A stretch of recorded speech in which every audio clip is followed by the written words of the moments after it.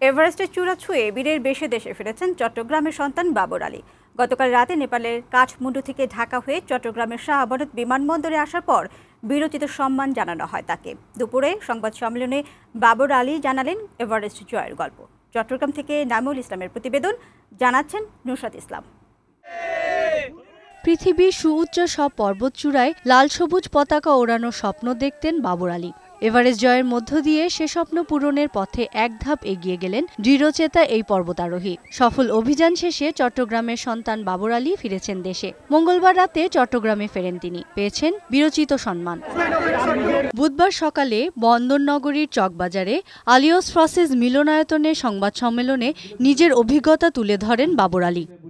জানান রোমাঞ্চকর আর challenging Everest জয়ের গল্প। পৃথিবীর সর্বোচ্চ পর্বতশৃঙ্গের চূড়ায় দাঁড়িয়ে প্রায় 2.25 ঘন্টা উপভোগ করেছেন প্রকৃতির অপার সৌন্দর্য।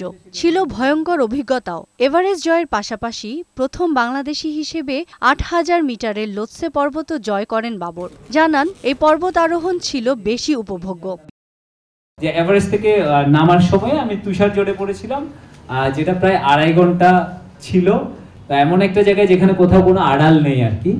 তো ওই জায়গায় টানা যে বাতাস এবং তুষারের ঝাপটা, এইটা আমাকে মানে পুরো অভিযানে আমাকে ভয় পাইয়েছে বা চ্যালেঞ্জের মুখে ফেলেছে আসলে এইটাই। এভারেস্ট জয়ের চেয়েও অভিযানের অর্থ যোগান করাকে বড় চ্যালেঞ্জ বলে মনে করেন এই পর্বতারোহী। স্বপ্ন দেখেন পৃথিবীর সুউচ্চ সব পর্বতশৃঙ্গে আরোহণের।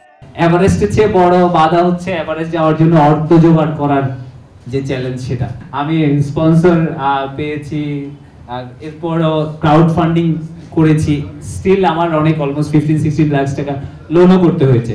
তরুণদের পর্বত আরোহণে উৎসাহিত করেন বাবর আলী। পেশায় চিকিৎসক এই পর্বতারোহী থামতে চান আরও অনেক উচ্চতা পেরোনোর পর। ডেস্ক রিপোর্ট, বৈশাখী সংবাদ।